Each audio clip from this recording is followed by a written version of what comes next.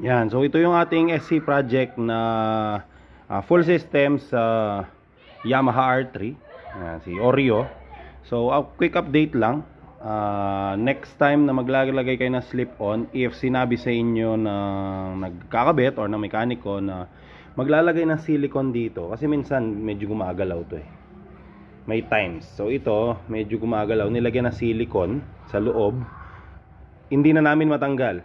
So baka tatanggalin pa yung elbow para lang matanggal. Hindi na siya ganun ka-easy tanggalin.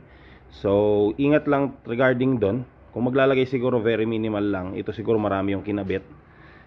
Kaya yan, hindi namin matanggal. So kasi dapat ibebenta ko to, babalik ako sa Akrapovic or Akrapovich.